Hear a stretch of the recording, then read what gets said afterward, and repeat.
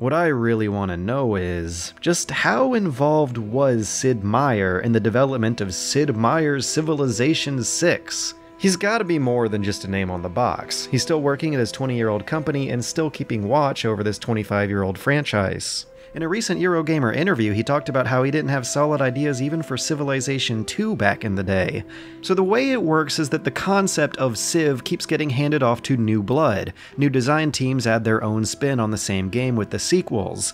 This time, the torch has been passed to board game champion turned board game designer turned Civilization savior, Ed Beach. Hiring top talent from board gaming makes a whole lot of sense for this series, not just because Civ plays kind of like a really complicated board game, but Civ doesn't have a story or continuity to maintain. Each new installment is basically a set of new rules plus a graphics update, and at no other point in the series has the process of these rule changes been more apparent than here at number 6, where video game graphics have stopped evolving and now the update just is rule changes. Despite the leader models looking more alien than ever, the level of individual asset detail here is at, or maybe even slightly below, the 6-year-old Civ 5. Presumably to clean up the visual mess and release an optimized game for once, but it looks fine, really. They kinda use the switch in style to cram way more animated parts into the frame. Remember how in Civ 4 they played a pre-rendered movie of wonders getting constructed from the ground up? Now it happens in real time on your actual map, beautifully blending into the cities and buildings you placed yourself that all look organic but distinct together. And that's neat. What's much more neat is just how smooth and elegant they managed to make a very complex Civ sequel play. The style and graphics may be reminiscent of Civ 5, but that might be because Civ 6 feels kinda like a Civ 5 do-over, taking the good ideas of the previous game's expansions and not chickening away from their overwhelming complexity as the vanilla, original, unpatched, and unexpanded launch version of Civ 5 did. So you've got a hex grid that can only hold 1 unit per hex, religious pantheons and beliefs that raise an alternate currency that can purchase entire armies and buildings. You've got trade routes that are actual units that uncover terrain that can overwhelm other civs with your genes and pop music and museum exhibits and tourists, to almost the point where a review of Civ 6 is going to sound an awful lot like a review for Civ 5 Brave New World. Which does make a whole lot of sense. Ed Beach was the lead designer on the Civ 5 expansions too. So optimizing all of the previous expansion systems down into a new installment gives Civ an opportunity to try risky new ideas while still having a lot of safety nets to fall back on. Risky idea number 1 is that builders can no longer build roads. They're consumable this time, they're used up just after 3 builds, so getting your roads down is now done by traders who build wealth at the same time as roads, and both those changes are indirectly tied to an effort to throttle military aggression, partly by how gosh darn long it takes to march troops into lands without trade routes, but also by increasing the consequences of military aggression with those limited builds, having to recruit new builders to repair pillaged improvements, only to use them up before you have to recruit new builders again, cripples the economies of warring nations in a way that was only implied before. Couple that with an AI ready to offer entire cities as part of peace treaties, and you have a lot of measures to make wars play faster and end sooner, but hit harder. Risky idea number 2 is that 2 new economic caps replace your global happiness meter from the last game.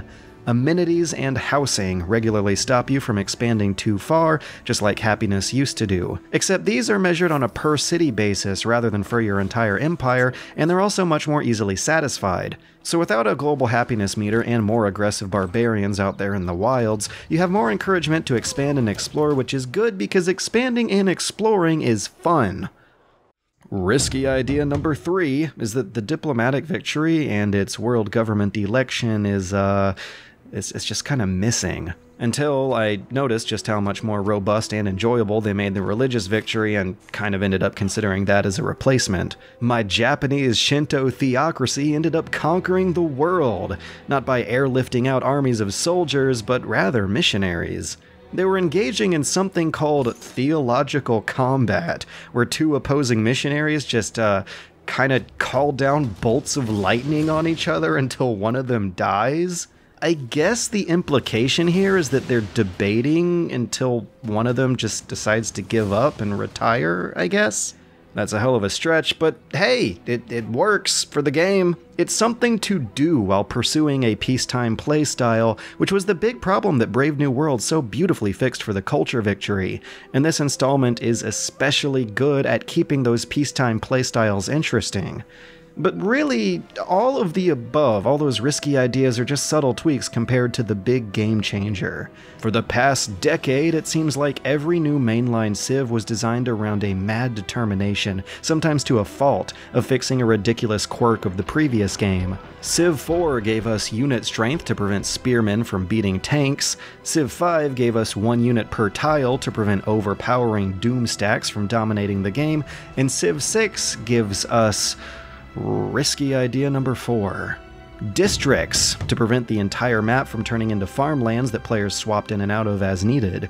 Districts act as plots that the more specialized buildings for your cities end up at, and they take up a whole tile on the map permanently. Forever. You can't delete them later on, and boy does that pile on the pressure. Wonders take up entire tiles too, so as a result you have a lot of adjacency bonuses being tossed around that amplify the effects of buildings and improvements placed next to each other. It's designed to get you to care about your real estate, and it really works. That Japanese Shinto theocracy may have succeeded because I made them become nature-loving environmentalists, because if I demolished all this rainforest in the early game, then their shrines would have lost their rainforest adjacency bonuses. So you really have to take advantage of the environment in this one, because you're making much more permanent changes to it. But with all that new pressure comes extra options for new playstyles than before. And the process of figuring out how I needed to play by coming to understand the real estate available to me was kind of beautifully evocative of the real-life history that Civ has always tried so hard to celebrate. This is a history-spanning strategy game where the locations of your earliest battles become historical artifacts to be dug up and rediscovered 10, if not 20 hours later. I was finding Viking artifacts on a continent they hadn't even existed on for thousands of years. The Norwegian civilization still existed in 1939 as a people with their big burly Viking mascot, but they were now in a time and place so far from their history that there was a kind of beauty in discovering that the game's systems remembered their story. The game's process of creating the player's own history doesn't forget the player's own history. I mean, sure, that whole thing with the artifacts is a system rolled over almost verbatim from Brave New World, but damn is it a good-ass system! However, what's always been an unfortunate surprise for the improvements Civ 5 brought about is that a lot of them aren't really compatible with good AI. At this point, it seems like computers will never have even a basic grasp over 1 unit per tile tactics. But now those computer leaders have hidden agendas and ideological priorities that can conflict with their more practical priorities in ways that just break them. In another game, Japan here declared war on me for no reason at all, with no units and no plan of attack, so 3 years later he just asks for peace. And then France does the same thing before Japan chimed in 2 turns later to make fun of me for being in debt when, come on, man, I'm making $8 a day, I'm doing fine. Which is really a problem of interface affluence. Players wouldn't notice how bonkers the AI is if they didn't make so many unskippable pop-up messages telling you how bonkers their AI is going. A similar issue is that social policies are now called civics, and they're an entire separate research tree to chuggle around, and at this point, I'm ready to say that this whole tree is a bit much. Especially since most of what you're researching here are small passive bonuses that you'll never slot into your government. They tend to fall into one of 2 camps, boosting military production or boosting economic production, so this whole system might make more sense if you're swapping in and out of short little wars like I think Firaxis wants you to be doing, but the diplomatic warmongering penalty is still just as heavy as it was in the last game. So if you're trying for a pacifist playstyle, you're not going to be doing a whole lot with what you research here. It reminds me a lot of the way vanilla Civ 4 handled religion. It's easily ignorable, but not quite as easy to ignore. There are mega milestones along the way that do suddenly explode into real change, but the process of getting there just isn't gratifying. The whole civics tree just doesn't feel like the slow, cumulative drip feed of improvements like every other progression process in the game does. But it still pops up with nagging messages all the damn time, just like the AI leaders wonking out, and in the later games so too do your cities nag you to death. which is really unfortunate and kinda kills the mood for just how much better the late game is in this one. With all of these Brave New World culture mechanics to play with, there's really never a dull moment at the end. You're either suffering in some kind of horrifying modern warfare where you're selling blue jeans and curating museums or calling down bolts of lightning. Man, there's always something happening out there, it's nutso. Considering how just 6 years ago the end game was this never-ending process of saying yeah whatever to the AI advisor, it seems like a real accomplishment that they've made the late game feel as unpredictable and consequential as the early game. There's a lot of active player involvement needed, and it's streamlined into a set of decisions that aren't nearly the cluster of late game civs of old. But while that's happening, every one of your old trade routes will ask for some place to go, and at that point you're going to have a lot of trade routes.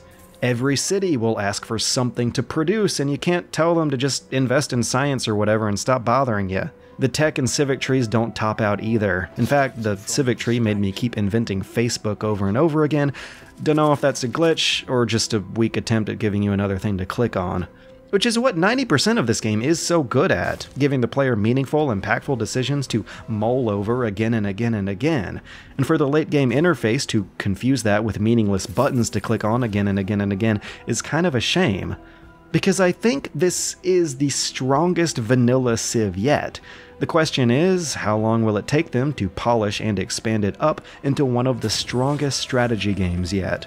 If you haven't enjoyed the fully expanded Civ 5, you can't go wrong here. If you have, it might feel like you've been there and done that, but without all of the bloat, a lot of the systems here make a whole lot more sense.